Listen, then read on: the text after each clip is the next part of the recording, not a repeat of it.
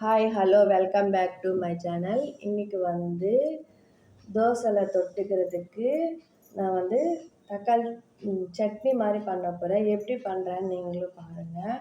இந்த தக்காளி நல்லா கழுவிட்டு கட் பண்ணிவிட்டு அப்புறமா ஒரு மிக்ஸி ஜாரில் போட்டுக்கலாம். தக்காளி கட் பண்ணி மிக்ஸி ஜாரில் போட்டுட்டோம். அப்புறமா இந்த மிளகாவை தண்ணியில் கொஞ்சம் நேரம் ஊற வைக்கணும். எதுக்குன்னா ஊற வச்சோன்னா அந்த சட்னி சிவப்பு கலரில் இருக்கும், நல்லாயிருக்கும் சாப்பிட்றதுக்கு, தோசையை தொட்டு சாப்பிட்றதுக்கு. கொஞ்சம் நேரம் ஊற வச்சுட்டு அப்புறமா எடுத்து நம்ம இதில் சேர்த்துக்கலாம். மிளகா நல்லா ஊறிச்சு. இப்போ நம்ம இந்த தக்காளி கூட சேர்த்துக்கலாம். புளியை சேர்த்துக்கலாம். கொஞ்சோண்டு தான் சேர்க்கணும், ஏன்னா தக்காளியை புளிப்பாக இருக்கும்ல, அதனால் கொஞ்சோண்டு தான் சேர்க்கணும்.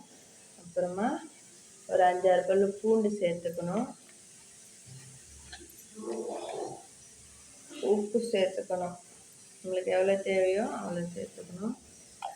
காரம் கூட உங்களுக்கு அதிகமாக வேணும்னா நீங்கள் சேர்த்துக்கலாம். இப்போ நம்ம அரைச்சி எடுத்துகிட்டு வந்துடலாம். எவ்வளோ சிவப்பாக வந்திருக்கு பாருங்கள். மிளகா ஊற வச்சோன்னா இந்த மாதிரி சிவப்பாக வரும். கடாய் வச்சுட்டு 2 ஸ்பூனு ஆயில் மட்டும் சேர்த்துக்கோங்க.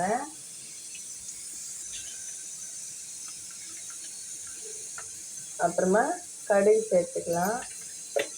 இப்போ கருவேப்பிலை சேர்த்துக்கலாம். அவ்வளோதான். நம்ம அரைச்ச வச்ச இந்த தக்காளி பேஸ்ட்டை இதில் கொட்டிடலாம்.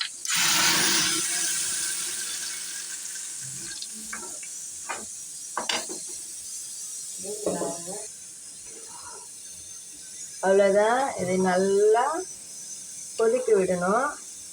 நல்லா இந்த பச்சை வாசனை போகிற வரைக்கும் நல்லா கொதிக்க வச்சுட்டு அப்புறமா ஆஃப் பண்ணிவிட்டு சாப்பிட வேண்டியதாக. சூப்பர் டேஸ்ட்டாக இருக்கும். நீங்களும் ட்ரை பண்ணி பாருங்கள், வீட்டில் நல்லாயிருக்கும்.